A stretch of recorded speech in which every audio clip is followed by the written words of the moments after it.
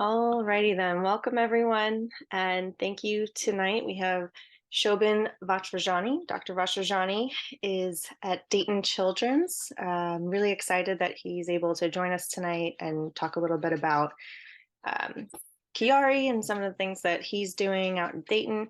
I know what one of them is, so we'll talk about that a little bit too, I'm sure. But first, I'm going to disappear and have you introduce yourself a little bit, talk about why you're interested in these things, and I know you have a presentation for us, so take it away whenever you're ready. Sure.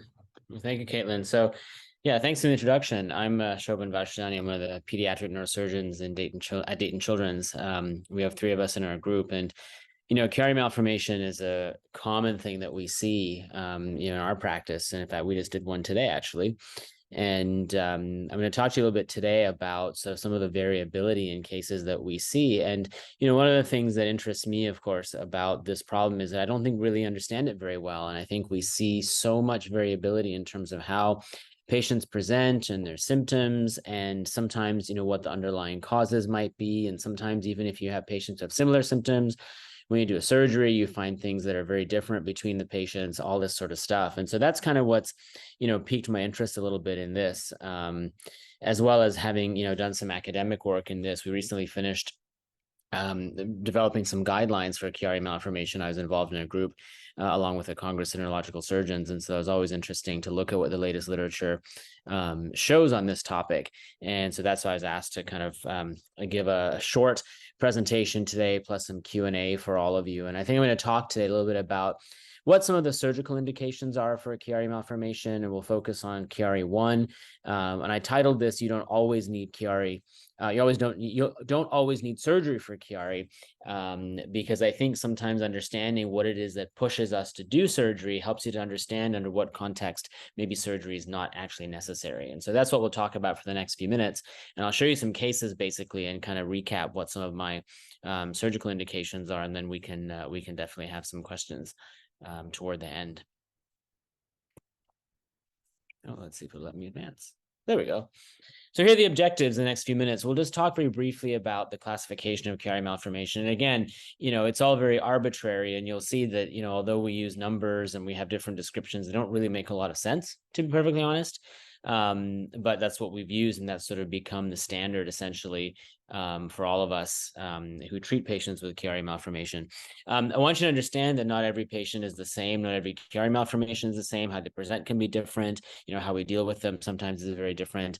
And then I really want you to take away from this, some of the factors that go into deciding, on surgery for Chiari malformation. How do we think about which patients might benefit from surgery and which ones might not? And this pushes us, and particularly in the counseling of patients, I use this information to help me decide, okay, maybe you need something or maybe you don't. And that's the last objective there, which is that when is surgery really not indicated? When should you watch? When do we think that, this patient can be just left to their own devices and maybe come back if they have a problem, something like this. All right, so the classification is listed here on the screen, and hopefully you guys can see all of that. There's multiple types of Chiari malformation, and they're really not logically ordered at all. It doesn't really make any sense as to why we have used this particular classification, but here they are, listed for you. So, we've talked a lot about this Chiari 0, which is basically the presence of a syrinx fluid buildup in the spinal cord, but there's really no anatomic displacement of any of the structures of the cerebellum below the foramen magnum, but below the line that delineates the skull and the spine. But there are stories and there's literature that suggests that if you do a surgery, maybe the syrinx goes away, and nobody really understands the physiology of it. But this sort of got listed as this Chiari 0. And then all of you are probably familiar with the Chiari I. That's sort of the most common type. That's the one that we'll focus on for the purposes of today. And remember that this is herniation of the tonsils, displacement of the tonsils below the foramen magnum into the upper cervical canal. And we use this 5 millimeter arbitrary cutoff, i.e. if the tonsils are 5 millimeters below this line that we draw, then, you have a Chiari malformation. Anything below that or above the 5 millimeter line, we tend to say might have some displacement. We'd call it ectopia. There's various terms that we use, but it doesn't really fit into this classification of Chiari I malformation. And then we've talked about Chiari 1.5, which is essentially a 1, but if the whole brainstem comes down below the level of the foramen magnum in the fourth ventricle, then we call that Chiari 1.5. Oftentimes presents very similarly to a Chiari 1, and sometimes you don't really see that until the time of surgery, when you actually anatomically have everything open and you see where these structures are in relation to some of these other landmarks, including the foramen magnum. And then as you get into Chiari 2, 3, and 4, these are really not the same disease as a Chiari 1 or a 1.5. And so Chiari 2 is associated with myelomeningocele spina bifida, essentially. And there are a number of different malformations you see in the brain. And there are many intrinsic things in terms of brain function that you see in patients who have Chiari 2. It is a completely different disease from Chiari 1. And there is no real relationship in the severity between a 1 and a 2, i.e. a 2 is not more severe than a 1. They're just completely different. And then same thing with Chiari 3. Chiari 3 is essentially an encephalocele, which means that the lining of the brain didn't form properly. And so contents from the posterior fossa, contents from the back part of the brain, have actually now herniated out of the skull into this little pouch that forms. And that's really the formation of this encephalocele. And so we call it Chiari 3, but again, it's not like a 1 and it's not like a 2. And then Chiari 4 is an old term that we don't really use anymore. And essentially it's where the cerebellum plus minus the pons didn't really form. And so we use this term of extreme hypoplasia to describe, what has developmentally not happened in these patients. But again, as you can see, a 1 has a very certain anatomic configuration to it. 2, 3, and 4 are extremely different, but it's not that 4 is more severe than 1, really. They're actually very, very different diseases. And so I want to show you a variety of things that we see in our practice, and all of them fit the diagnosis of this Chiari malformation. But as I show you these different cases, you'll see that there are many, many other associated things that might come along with the Chiari malformation and that might change the way in which we think about surgery or not. And I'm hoping that by the time I show you these few cases, you'll start to get a feel for why we go down the path of doing surgery for some of these patients. But then by the converse, if you don't have some of these things, then maybe you don't need a surgery. So this is a young boy who came to us. He was actually about 6 or 7 months at the time that he presented. And he had a very misshapen head, very tall head, very big head, actually. And as you look at the picture on the right, where my arrow is, these are the ventricles of the brain. And the ventricles of the brain are actually very, very big for age. They're supposed to be relatively slit-like, and they've actually become very rounded here. You can see that here, and you can see this here on the picture on the right. And as you look down towards the base of the skull, here's a cerebellum, and then here's the cerebellar tonsil starting to push down into the upper part of the cervical canal. And so here's the Chiari malformation, but alongside the Chiari malformation, there is also hydrocephalus, where these ventricles have become really, really big. And as you look here on the horizontal view, this is basically a cut of the brain taken at the level of the skull base. And there's supposed to be some fluid here in this area around the brainstem, and there's nothing. And so this is a combination of a patient that has hydrocephalus, very big head, but also this Chiari malformation. And as you look at the rest of the pictures of the spine, and as you know, we always get pictures of the spine when we're dealing with Chiari malformation to look at the rest of the spine. Here's the Chiari malformation here. It's pushing down into the cervical spinal canal, and this is about a good 1.5 centimeters down. And then as you come further down towards the bottom part of the cervical spine and the upper part of the chest, you can actually start to see this fluid that's forming within the spinal cord, and we call that a syrinx, as you know.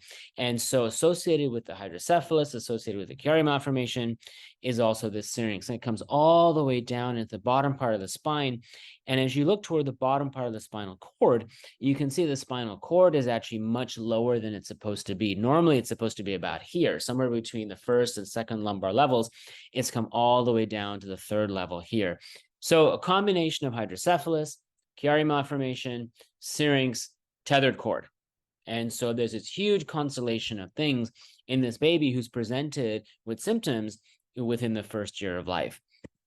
And so this is a patient who needed, a very typical top-down approach. And because of all of these things, we say, well, this patient needs a surgery, because if we don't do it, they're going to run into troubles not only with pressure in the head, but the syrinx, the Chiari malformation can lead to breathing difficulties, developmental delay, these sorts of things. And so this patient underwent shunt placement to start, which is where we divert the fluid away from the head and then put it down into the belly usually. And by doing that, we hope that maybe the Chiari malformation might get a little bit better if we think that some pressure from the top of the head is pushing down into the spinal cord, into the canal. Maybe we try to relieve some of the pressure from the top and then see if we can get away without having to do something with the Chiari malformation. But that didn't happen. Shunt was working, the ventricles and the pressure came down, but we still had to deal with the Chiari malformation. And so here's the ventricles now much smaller than they were before. And then here's the Chiari malformation now decompressed. The tonsils that were way down here are now up here somewhere well within the head, which is what we wanted. Unfortunately, the syrinx didn't get better because there was still some obstruction to flow and just, I think, scarring that had happened. But this kid is actually doing much better now after surgery, after dealing with this stuff, at least from the pressure perspective and from the Chiari malformation. Here's another little baby that came to us only a couple of weeks ago, actually. And she actually was about 8 or 9 months old as well, but she actually presented with choking and swallowing difficulty that was originally thought to be just related to poor feeding or whatever. And then also developed chest infection and was actually turned out that she was aspirating, meaning that the fluid that when she would drink or when she would eat was actually going down the wrong way. It was not going down the swallowing tube, down the esophagus, but rather toward the lung. Hence, she was getting sick from a pneumonia and breathing difficulties, etc. She also developed what we called opisthotonus, which is essentially where they arch their back and their head gets tilted all the way back. And that's a very typical sign of brainstem malfunction. And so we said, okay, well, let's have a look and see what's going on. And when you look to see what's going on, you can see this picture here on the left shows, again, here's the cerebellum. Here are the tonsils that are coming all the way down below the foramen magnum, which is about here. And this was a good, again, centimeter and a half down. But you can see also here the white spot in the brain stem, which actually suggests that the brain stem is also under some pressure. And there's some fluid changes happening within the brain stem, and the brain stem had become actually a bit swollen, which I think explained why she was having all of these symptoms. And as you look here on the horizontal cuts, here's the top part of the spinal cord and the bottom part of the brain stem. It's very, very swollen. There should be some fluid around this, but you don't see any fluid around any of these two cuts. And as you look higher up in the head, there's also buildup of pressure in the head as well. These ventricles are much bigger than they need to be. There's some evidence that the fluid's actually trying to push out of the fluid spaces and go into the brain. And so again, there's a combination of pressure buildup plus Chiari malformation, plus brainstem dysfunction. And so we took her to the operating room as well. And so she actually had initially a temporary drain put in, followed by a shunt at some point in time. And then we actually opened up the back part of the head and again decompressed this Chiari malformation because of this brainstem dysfunction that she was having. And she's slowly making a recovery because she's so young and because this pressure had been there for so long. The brainstem now needs some time to recover, but some of the swelling that was in the brainstem has already started to come down. So again, you can see some of the reasons that would push us to operate: pressure in the head, clear pressure on the brain stem, and this really extreme finding of this arching of the back and arching of the neck as well.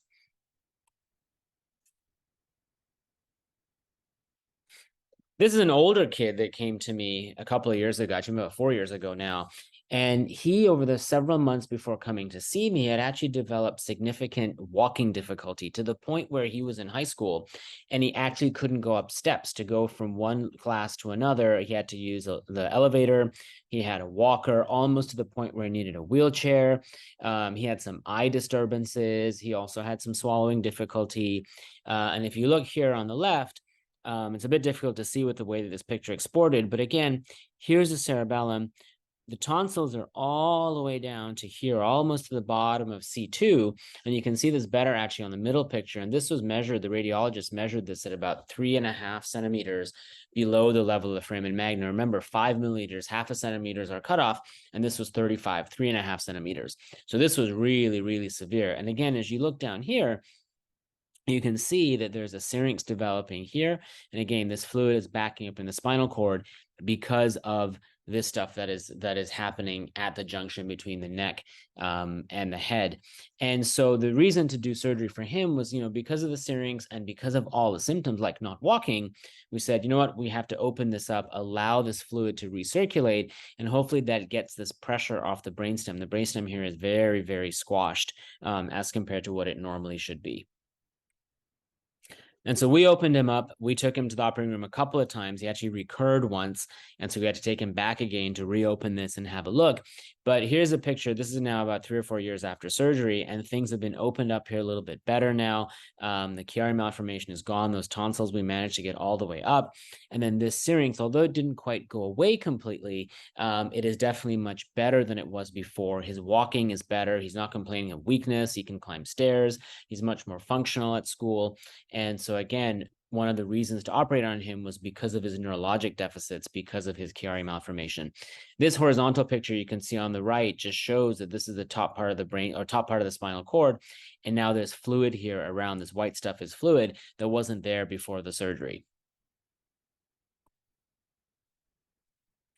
So this is another young lady. This young lady was about 18 when she came to see me. She's very active in sheep farming. And so she came to me with headaches. And you can see here, this picture on the left shows, again, a Chiari malformation. Again, looks very similar to all the other pictures that I've shown you so far. She has no syrinx. But when she came to me, the headaches were not quite well described to me. She occasionally had headaches around this time or that time. She couldn't quite tell me, what was going on. And so I said, you know what? Why don't you go and keep a diary of your headaches and then come back to see me in 3 months and we can talk some more about what your headaches are like and whether I think that maybe a surgery might be helpful for you or not. So I sent her away, and then she came back 3 months later, and the next MRI scan didn't show much change. But she said to me, when I'm dealing with the sheep, I have to bend down and I have to pick up the sheep, and some of the sheep are pretty heavy. And when I do that, when I exert myself like that, all of a sudden I get headaches, and I get headaches in the back of my head, and I get headaches even kind of toward the front of my head. My eyes feel like they're really full. And I said, that's interesting. I said, that sounds very much like a typical Chiari style headache, Valsalva, where you bear down and the pressure in the head goes up. And so you get headaches. And then as things settle down, the headaches tend to go away. And the neck pain also tends to settle down as well. So I said, well, if you've given me this kind of very reliable story, then I think you probably would benefit from an operation. And so we operated on her and we decompressed the Chiari malformation. And so here we didn't get as great a result in her as we have in some of the others. But I will tell you that 4.5, 5 years out now, she's not having any headaches. And all those bearing down headaches, even when she was sheep farming, have all gone away. And so I think this is a patient in whom, with the right story and the right reliable evidence of having typical headaches for a Chiari malformation, she also benefited from surgery. She had some changes in her brainstem after the surgery, but you can see again, if you go back, you can see how far down the tonsils were here for this Chiari malformation, and you can see how they've become much more rounded, and they're sitting much closer to the bottom of the skull than they were before.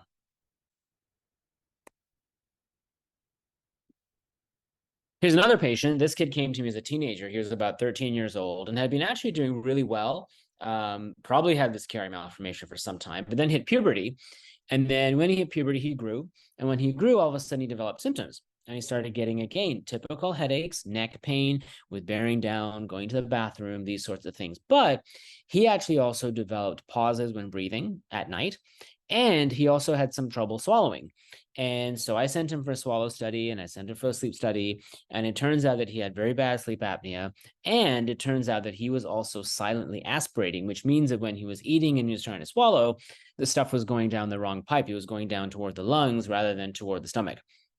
And so all of those things are suggestive, again, of bad brainstem dysfunction, because all of those centers for swallowing and unconscious control of breathing, all of those sit right here. And so if you have a Chiari malformation, if you have these tonsils that are really pushing on the brainstem, then that can lead to very subtle, or maybe sometimes not so subtle, dysfunction in the brainstem, including breathing and swallowing difficulties. And so we said, well, with all those things in mind, let's decompress this. Let's take him to the OR. And so we did that. And you can see that the tonsils are way up now. There's lots of space around the tonsils and around the brainstem for all the structures. And in his last follow-up about a year ago, he actually is swallowing much better. He's not gagging. He's not choking. He's still on some supplement of oxygen at night, but overall, he is much, much better than he was doing before. So again, clear-cut indications for surgery, including apnea, breathing pauses, and swallowing difficulty as well, in addition to very typical headaches that you should see if you're going to offer a surgery for a Chiari malformation. And then here's a patient who has a Chiari malformation, but a little bit different compared to some of the other patients I've shown you. You know, many of the other ones have, you know, sort of a primary Chiari in which there's really nothing else going on or could be associated with something congenital. This one is what we call an acquired Chiari, which means that the tonsils have come down below the foramen magnum, but there's something else at play that is probably independent of the Chiari. And if you look here again, these are the fluid spaces, these white ones, and they're very, very big. And if you look carefully at these pictures, and if you look at enough of these pictures over the years, you notice that the ventricles, the fluid spaces that are higher up in the head, are much bigger than the ones that are lower down, which suggests that there's probably some obstruction to fluid flow somewhere in the normal circulation of cerebrospinal fluid, which then leads to high pressure. And when there's high pressure in the head, one of the things that you can see is that everything is wanting to push down, including the tonsils, down into the foramen magnum, and you get what we call an acquired Chiari malformation because of something else. And so she had typical ICP headaches, typical headaches suggestive of high pressure in the head. And so we took her to the operating room and treated the pressure. And we did that with there was a slide here, I thought, with the post-op. It doesn't matter. There's a slide. We took her to the OR, and we did an endoscopic procedure, meaning that we put a camera into the head and we actually diverted the fluid internally. And by doing that, we were able to relieve the pressure higher up, and we were able to then get a little bit of benefit here at the foramen magnum. And so these came up a little bit on the post-op, still not quite back to normal, but she became asymptomatic. And so then we were able to watch her and say, okay, let's not do anything further with this, and we see how things go. So this was an acquired Chiari because of hydrocephalus related to a completely unrelated cause. And we treated the hydrocephalus, and now we're watching to see what happens with her Chiari malformation. And then I think this is the last one. This is a girl who hasn't had surgery yet, but she was sent to me by the orthopedic surgeons because she had worsening scoliosis. And so on the left, this is her most recent scoliosis x-ray. And, you know, some of these curves are measured at 50 degrees or more. And before they were 10 or 20 degrees. And so there's clearly been a progression over the past couple of years in between x-ray. And so then they said, well, the scoliosis is much worse. Let's get an MRI scan. Let's see what's going on. And so when we look here, she's also got a very bad Chiari malformation, about 14, 15 millimeters down, way down into the cervical spine. It's almost at the level of C2, which is here. But then because of her scoliosis, you can't see everything in the same cut. But as you kind of scroll side to side, you start to see this very bad syrinx here as well, kind of in the thoracic spine and the upper part of the lumbar spine as well. And so I always get an MRI scan of the brain. We had the spine MRI scan, which is what the orthopedic surgeons got. So I always get a scan of the brain to see if there's anything else going on that we need to deal with. Well, interestingly enough, she actually has some signs of low pressure in the head. She doesn't symptomatically have it, but on the MRI scan of the brain, there's some flattening of the corpus callosum. This is the corpus callosum here, which joins the two sides of the brain. And it's a little more flat than what you would expect to see. And then there's a few other changes. It looks like the whole brainstem has come down a little bit. It looks like the cerebellum's also down. The whole cerebellum's down a little bit more than it should be. And so it raises the question of whether, you know, this girl has a Chiari malformation because she just has a Chiari malformation, or is there something else going on? Does she have some fluid leak somewhere and the whole brain wants to sag down, and that's why she has a Chiari malformation, and then she has a scoliosis, and then she has a syrinx? So after Christmas, we're going to operate on her. We're going to put a pressure monitor in her head. We're going to see what's going on with the pressure in her head and then decide, does she need a surgery or does she not? But clearly, there's something going on because she has scoliosis, she has a syrinx, and clearly she has this Chiari malformation as well. And then finally, here's a patient I have not operated on. And I showed you all the patients who I've considered for surgery, but I wanted to show you this patient because this patient, when you look at the pictures, looks pretty similar to the rest of them. Chiari malformation, tonsils are way down. They're a little peg-like, which means they're really trying to squeeze in through a small space. This kid came to me when he was about 3 or 4, very, very developmentally delayed, nonverbal, on the autism spectrum. And they came to me because he had been showing some head banging. The question is, well, does he have headaches? Are the headaches related to this? They got an MRI scan. And the mom came to me and the mom said, well, the Chiari malformation is about 1.5 centimeters, and therefore I would like him to have the surgery. So I talked to her and I said, well, I said, tell me more about the symptoms. And we couldn't peg any of what he was demonstrating. Again, remember, he's nonverbal. We couldn't peg any of the symptoms directly to the Chiari malformation. And I've been following this kid for about 5 years now, and there have been no changes. In fact, he's actually better because he's made some developmental progress with therapies. And so I decided in this patient, because he didn't have any typical symptoms and he couldn't really tell me what exactly was happening, that I decided to wait, because I didn't think that doing a surgery here would actually help him. And arguably, it just subjects him to all the risks of surgery, but with no benefit. And so this gets into this question of, when do you not need a Chiari surgery? So let me talk about the converse. Well, the converse is, when are the times that we should really think about doing a Chiari surgery? And so the first thing is that there should be concordance. There has to be agreement between what you hear from the patient, what you see in the examination, and what you see in the pictures. Because if they don't fit together, then the chance of success of actually helping them with the surgery goes way down, because poorly selected patients will never get better because you weren't actually addressing the problem. And so what are some of the things that will push us to do surgery? Well, one is headaches. But remember, it's not just any type of headache. They're usually located in the back of the head. We call them occipital-cervical headaches. And maybe with diffuse headaches that are related to Valsalva maneuvers, this idea of bearing down and probably transiently increasing the pressure in the head. And so this includes, going to the bathroom. It includes coughing, sneezing, these sorts of things. And if you hear a typical story of that, plus the pictures that look like a Chiari malformation, there's compression at the brainstem, probably somebody who would benefit from surgery. And then if the brainstem is showing signs that doesn't like what's going on, that's another thing that can push you towards offering a surgery. And so this includes swallowing difficulty. I mentioned that patient I just showed you a few slides ago. And then central sleep apnea, breathing pauses, particularly at nighttime when asleep. But remember, that has to be differentiated from obstructive sleep apnea, in which there's some blockage to breathing, either from the tonsils or the adenoids or something like this. And so this is where our sleep colleagues actually help us a lot to try to figure these sorts of things out. There are lots of nerve fibers that track through the brainstem and the upper spinal cord. And so if there is evidence of facial weakness or sometimes sensory difficulty, numbness, tingling, this kind of stuff, then sometimes that might push you to do something, again, in the right context.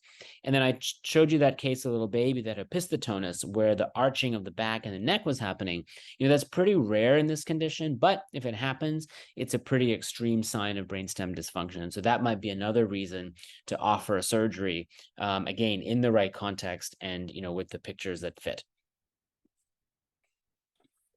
And then we talk about syringomyelia. We talk about buildup of fluid within the spinal cord. I think most of us would agree that in the right setting, with the right level of tonsillar descent, even an asymptomatic syrinx should probably be treated before it gets worse and before you have irreversible either weakness or numbness or tingling or bowel or bladder dysfunction, within the spinal cord or the arms or legs.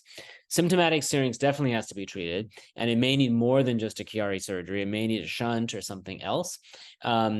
But all of this may also be associated with something other than a Chiari. And there may be tethered cord, there may be bowel or bladder dysfunction. So you have to have a good look at everything before you decide on what the right management strategy should be.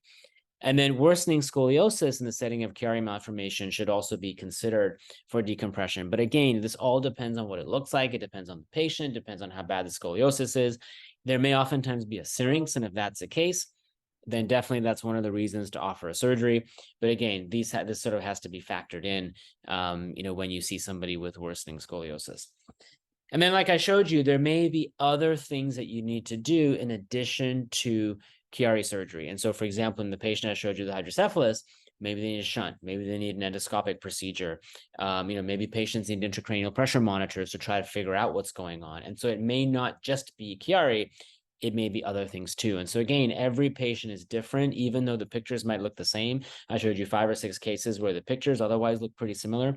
All those patients are very different. So everyone has to be considered, separately and uniquely, because what you offer them will depend on the specifics.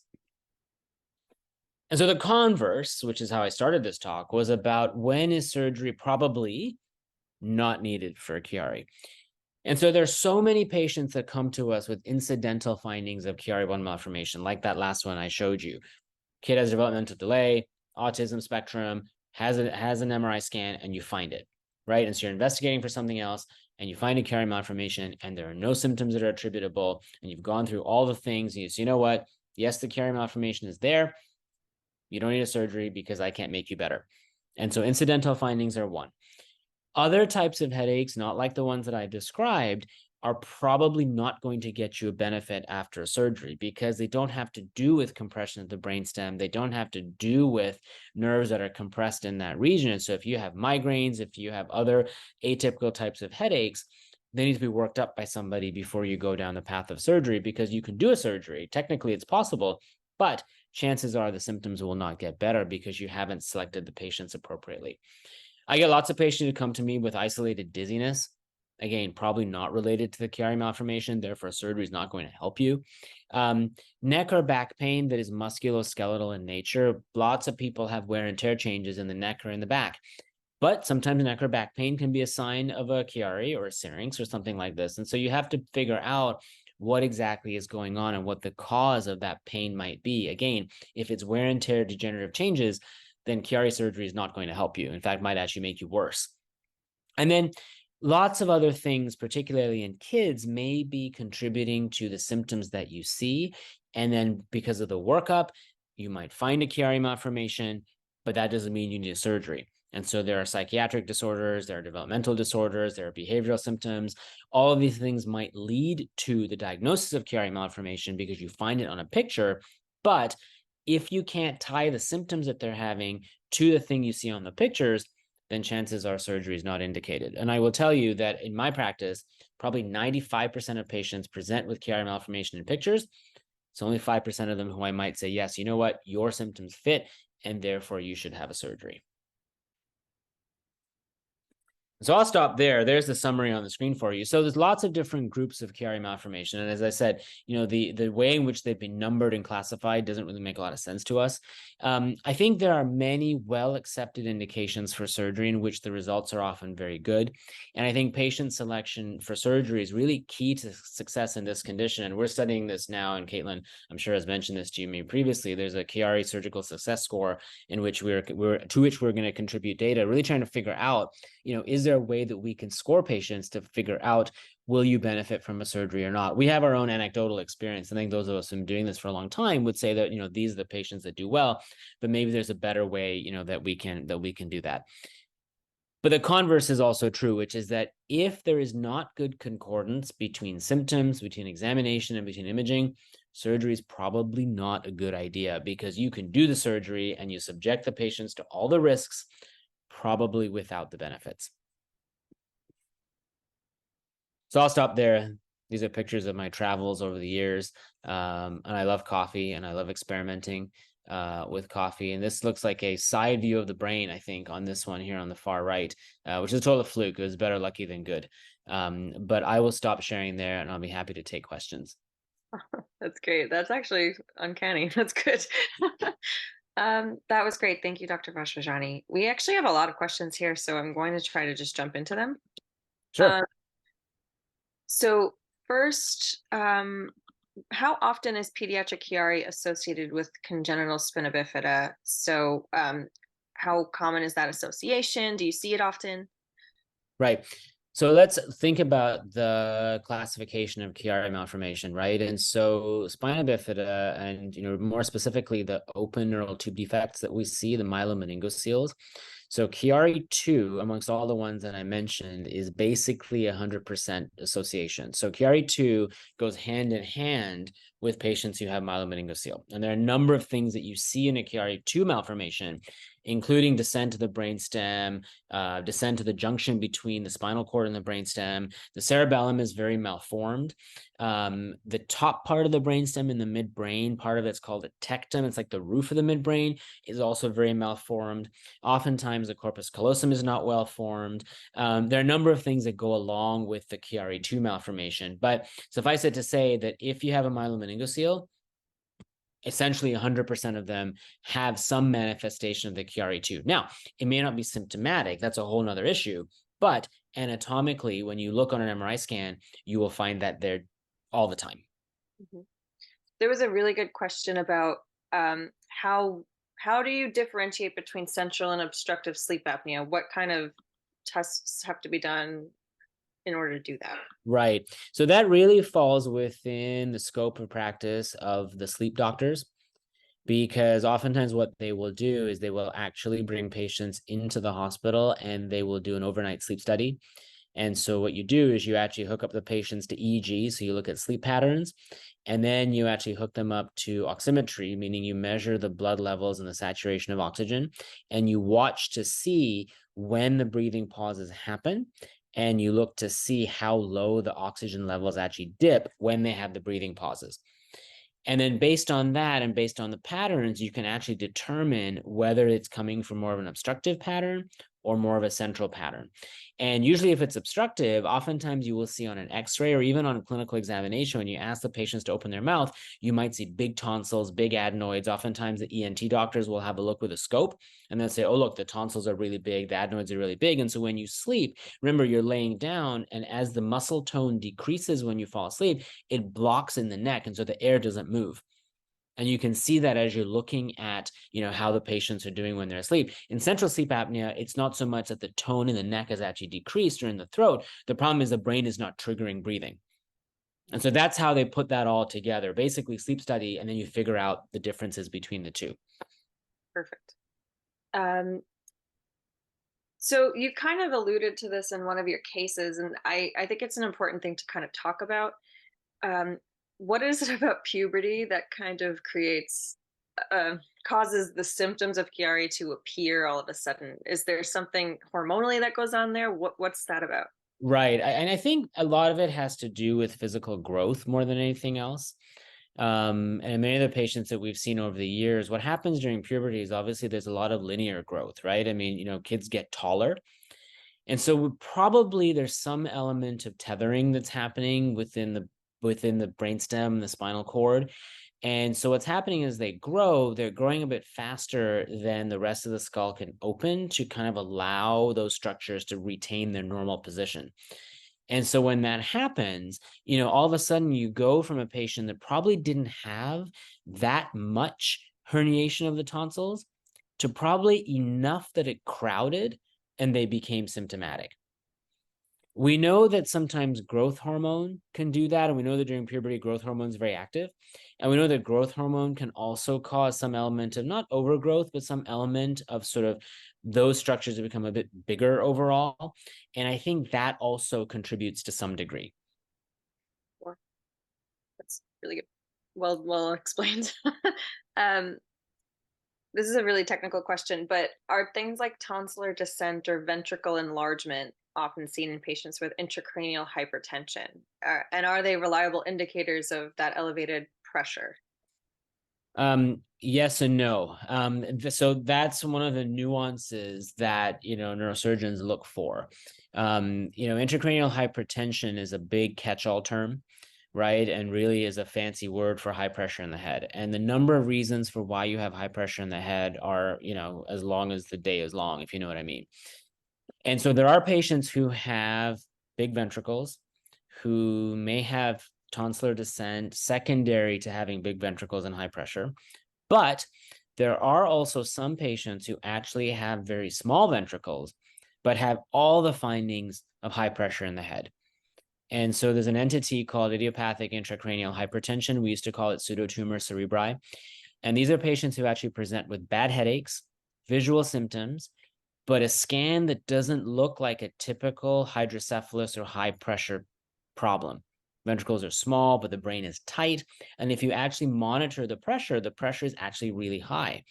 And so some of those patients will actually respond to medications that decreases fluid production. And sometimes at its worst, they actually need shunt or something because you have to get the fluid out. And so the short answer to the question is that yes, oftentimes you will see ventricular enlargement or maybe secondary tonsillar descent, but you don't always. Perfect. And then I want to ask this question too. I think it's important. Oh, where'd it go? Ah. You know what? I'm going to get this one out of the way because it always comes up in a Chiari talk. So, what are your comments on posterior fossa decompression with or without duroplasty? And then there was also a question about cauterizing tonsils and whether or not that's something that's done. Right. So I made that. So my standard approach to this, just based on my understanding of the physiology, is that an opening that involves opening the dura and really bringing the tonsils up. So cauterizing the tonsils or some way of shrinking them to get them out of the cervical spine, basically, to get them up to the level where they are now above the foramen magnum. That is my standard approach. Because what that does, it actually allows you to also look at the bottom part of the fourth ventricle. Because we think to some degree that having big tonsils and having the tonsils pushed all the way down probably at some level obstructs the flow and the outflow of fluid from the brain, from the fourth ventricle into the rest of the spine and the spinal cord where it needs to go. And so if you block it there, then it tends to go down towards the central canal of the spinal cord, and it gives you a syrinx. So if you can open that space and redirect the flow into more normal subarachnoid CSF flow, then in theory, you should be able to also treat or prevent worsening of a syrinx. So my standard, and this is the way I was trained, my standard approach has been to do the full on. Now, I may not necessarily open as much of the back of the head based on the appearance on the MRI scan. And so if the tonsils are really low, then the work really is in the top part of the spine. It's not really in the head because everything's pushed down so far. So I may only take off a tiny bit of the bottom part of the skull, but definitely the first lamina, C1, has to come off. You can't open it otherwise. And sometimes even the top part of C2, just depending on how bad it is. So I'll oftentimes adjust that based on how it looks, but almost always open the dura and we try to shrink the tonsils as much as we can. There are people who have talked about doing just bony decompression, don't open the dura or any of these sorts of things. Maybe in very selected patients, you're doing that. But in my experience, I think if you think you can get away with it, chances are I think you don't need that surgery. But I think the jury is out, and I think there's a randomized trial that is coming out soon, and maybe that'll give us some information. Absolutely. Um, I want to stick with diagnostics really quickly. What is done often in elementary school kids or even adults, I guess, to detect connective tissue disorders, and how much does that necessarily like impact your decision making as far as surgery is concerned? Right. So the first part of the question, what do you do to diagnose them? Much of that now is based on genetics, is based on family history. If there are patients that have some signs that maybe there's connective tissue disorder present in that patient, if they haven't been worked up already, I often send them to geneticists and I get them to run the panels. I think it's better done that way than by somebody like me I'm just not an expert at that stuff. I can tell you about connective tissue disorders, but it's just not my kettle of fish, obviously. Now, does it change how I make decisions on the patients? Oftentimes not, because if they've got to the point where I'm considering a surgery, there are oftentimes many clear-cut indications for why those patients need a surgery. Worsening scoliosis, syrinx, typical headaches, things that I know that there aren't any other remedies other than surgical decompression, provided the pictures fit the symptoms. And so while it's in the back of my mind, and yes, it may play into technically the ability to open the skin, wound healing, these sorts of things, it doesn't usually change my decision making in terms of whether that patient needs a surgery or I think would benefit from a surgery, because they oftentimes fit many of those other checkboxes. Sure. I'm gonna go to the next leading question and your thoughts on fusion surgeries, and especially, I guess, in younger children. I know it's not necessarily always the best option, and I'm going to tack on another question because it came up as well about sectioning the phylum. I know that's been done in other areas as well, geographies really. So, what are your thoughts on those other types of surgeries and how that kind of fits into Chiari care? Right. So there are indications for fusion in patients with Chiari malformation. Um, there are a number of factors that go into that. A typical Chiari malformation in which you do not see any evidence that the spine is unstable does not need a fusion. But there are patients who, because of the constellation, and again, we don't understand really the sort of embryologic and really molecular and genetic basis of Chiari malformation. There's probably many, many things at play, but there are patients who actually show abnormalities in the upper part of the cervical spine, bony abnormalities. And sometimes, if the distances, the relationships between the bottom part of the skull and the upper couple or three levels of the spine are off, and if you see, based on movement, based on what we call flexion extension films, where we get the patients to move, bend forward, bend backwards, sometimes you will actually see movement in between those levels that should not be there. Or sometimes, in fact, what happens is the way in which the head has settled onto the top part of the top part of the spine, particularly the peg from C2, that kind of is this little top part that wants to stick out like this, and you'll see it oftentimes on the side views of the MRI scans, may actually be pushing into the brainstem. And in some of those cases, the only way to actually deal with that bit is to actually sometimes come from the front, take it out from the front, and then you have to fuse. Or if you decompress from the back, you need to stop that movement from happening. And then those patients will need a fusion too. But there are very, very selected patients in whom fusion is necessary. And so I think, if that's something that, the surgeons are sort of thinking about, that's usually the line of thinking down which they're going. It's about instability, compression on the brainstem, sometimes from the front, not from the back. And then the issue of fusion comes into play.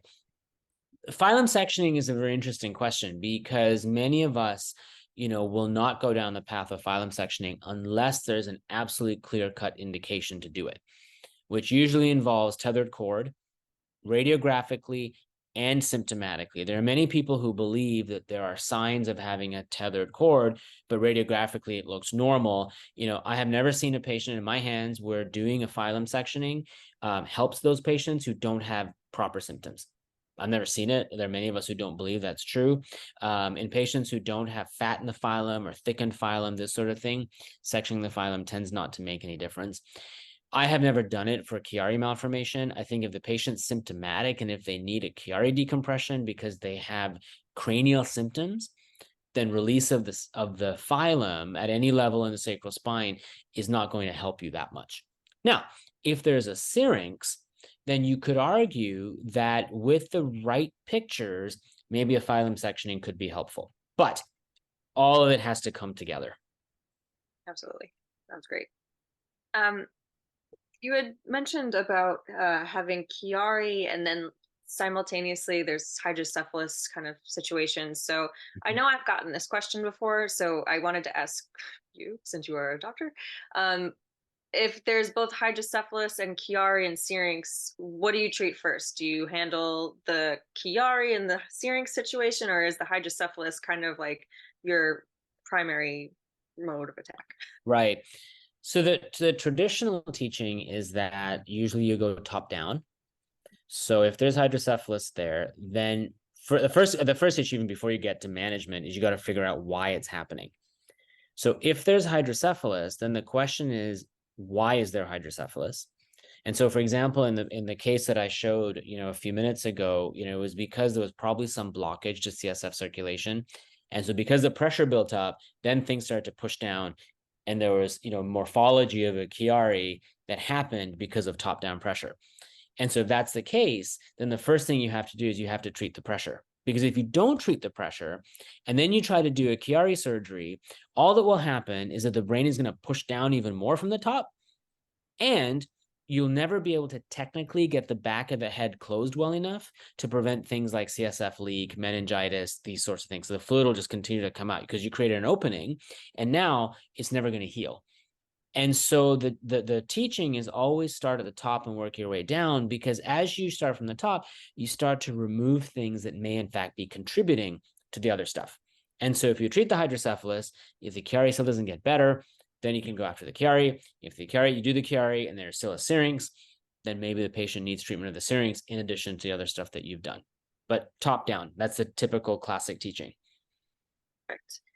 There are a couple of questions that came in ahead of time I want to get to.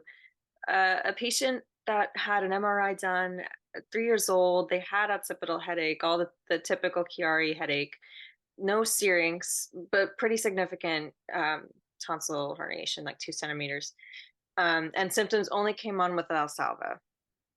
There's no brainstem compression or sleep issues, but is surgery like the only option in this patient, or is it a viable option? So at least what's described would fit for most of us, would fit the indications for surgery, particularly if the patient's having typical Valsalva headaches and if the pictures fit. The challenge in a 3-year-old is that technically it's not that easy to do, because technically what happens is that the tissue is not great. And particularly if you're going to open the dura and try to resect the tonsils or coagulate the tonsils and get them up like I described earlier, the problem is closing the dura to try to get a good watertight seal, so this way you don't have leak of fluid at your incision, is easier said than done in that age group. It can be done, but you run a significant risk of CSF leak in this age group. So many of us, unless, the headaches were debilitating to the point where, we really had to bite the bullet and do it, many of us would try to wait it out, knowing that the kid is symptomatic, but knowing that if you were able to wait it out a little bit longer, technically, structurally, it becomes an easier task and the risks go down. That's great. It's really important to consider, I think. This one was very interesting. A patient, I guess a parent, technically in this case, they were diagnosed with Chiari, very mild symptoms when they were 30 years old, 8 millimeters.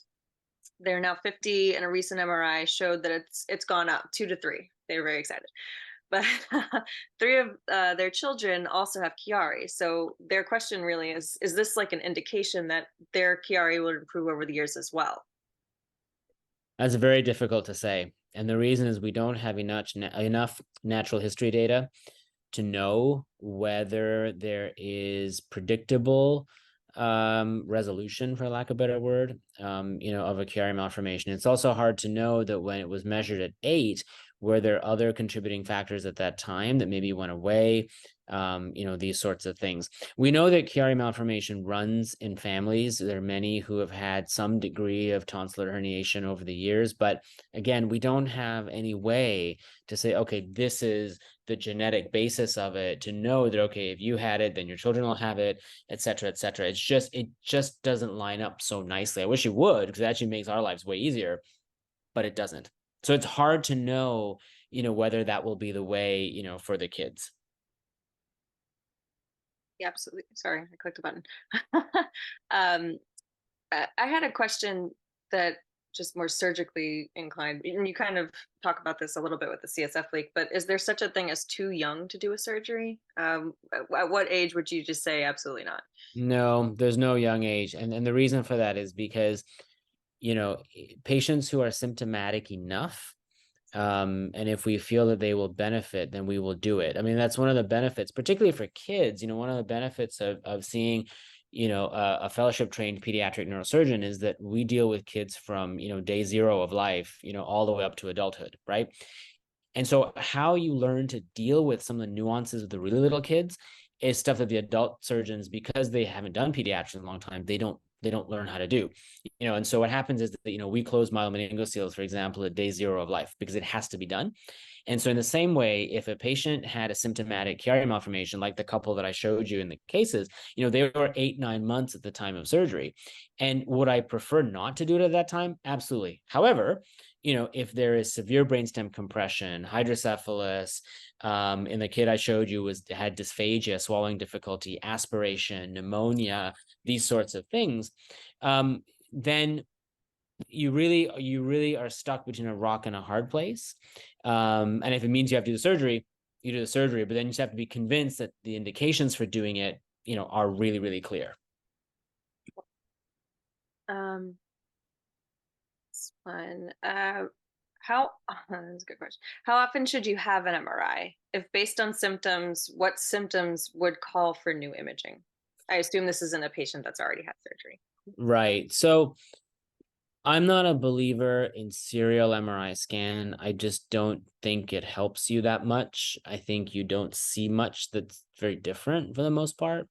So for me, I think the most important thing is that if symptoms, which include things like headaches, and if headaches are becoming more intense, more frequent, If the nature of the headaches is changing and becoming more like the ones that I described, that may be more attributable to Chiari malformation, then that's the time when I would reconsider doing imaging. Because I think you need to go looking for something to be able to do it. Sometimes at times of puberty, I will oftentimes do it just to prove to ourselves that we didn't see anatomic changes, again, because of growth and this sort of thing. But other than that, I would say repeat imaging maybe every couple or 3 years. But even that, sometimes I do it because it's requested or because I think people are nervous that something might be changing. But the reality of my experience is that very little changes over that time, unless there's some other factor that's contributing to it. Um, how would you counsel, excuse me, a patient with Chiari and a cervical syrinx? They have here 7 millimeters, I assume diameter, who has a normal neurological exam and no symptoms. So assume a big syrinx in the cervical area. They have Chiari, but they seem fine. They just got it. So this is one of the huge areas of debate, right? Is that, do we think that even with an asymptomatic syrinx, is there some obstruction to CSF flow?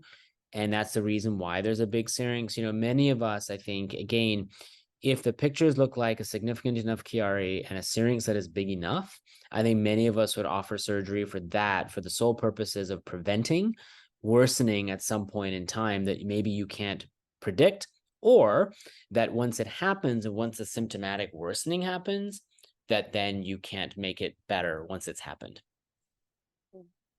A couple other questions.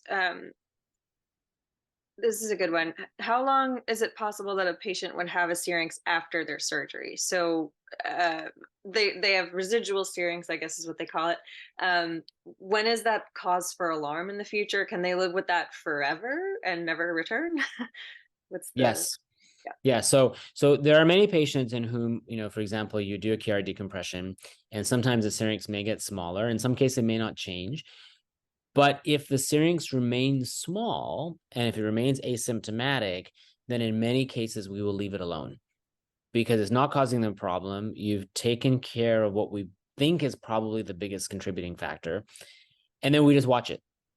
And I have many patients in my practice who have small syrinx and I'm not doing anything about it. And some of those patients I will get maybe more frequent imaging only because I want to be sure that we're not missing a worsening. Because if it worsens, then there may be asymptomatic worsening, and that maybe might change what we decide to do with it. But in general, we can have patients with syrinx for a very, very long time, sometimes even the whole life. And remember, there are patients with syrinx that are unrelated to Chiari malformation. There's idiopathic syrinx for whom we do nothing ever. Yeah. And then I got this question from a mom recently. How common is it that younger kids have those long-lasting headaches after surgery? So they're still having headaches. I assume they might not be Chiari typical.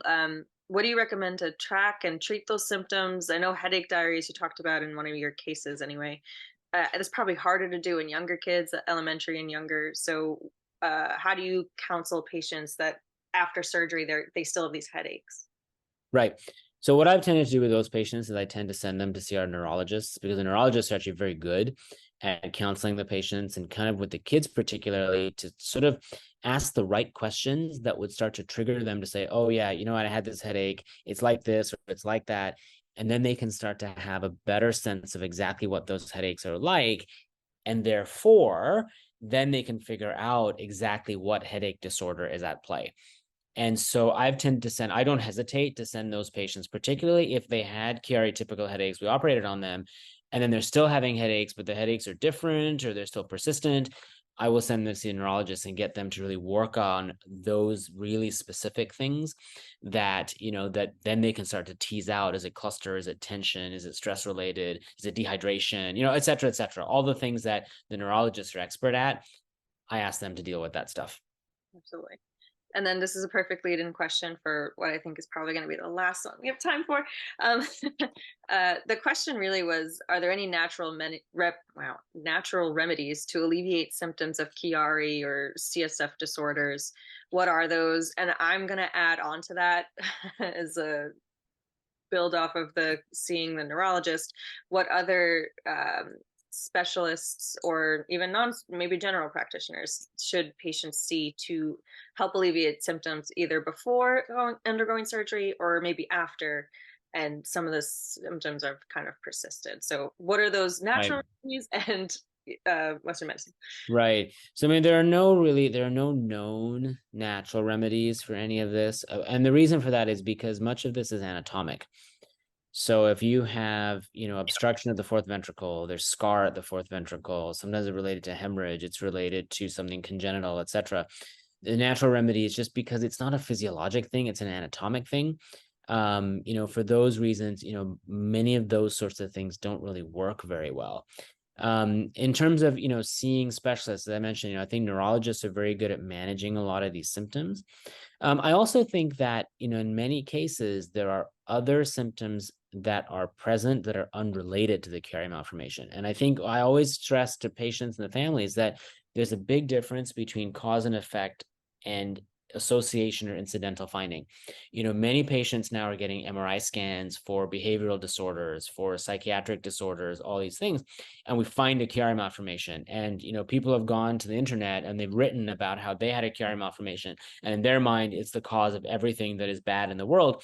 And I have to remind people that you need to have a holistic management approach, but most importantly, remember that just because we found something, it probably is not the cause and effect relationship as it pertains to your symptoms.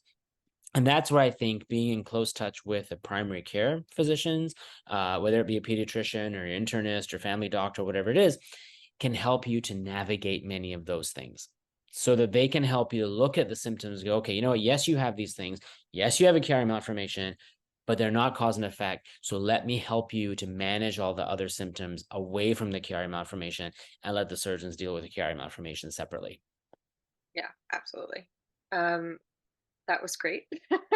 I like to end on that kind of thing. But I also like to make sure people know how to get in touch with you. So if a patient, you're strictly pediatric. I'm pretty Yes, sure. correct. Yes. So how can people get in touch with you if they want to, if they're in the area, and kind of see you in clinic? Best way is actually on our website. Actually, if you search for me actually on Google, I think the first hit actually is a Dayton Children's, and our contact information is on there. And then my email is, and I think relatively readily available. It's my last name and first initial at childrensdayton.org. That's great. Thanks everyone for joining. I wanted to end on time today because I always go over and I feel bad. So we definitely have other questions if you'd be willing to come back and do this again sometime. Sure. Yeah, definitely. That sounds great. Thank you, Dr. Vachhrajani, and thanks everyone for No, joining. thank you very much for having me. Thank you. All right. Good night. Night.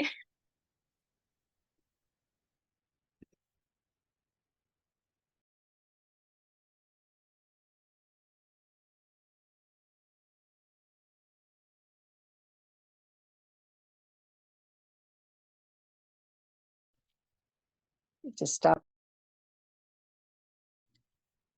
stop recording.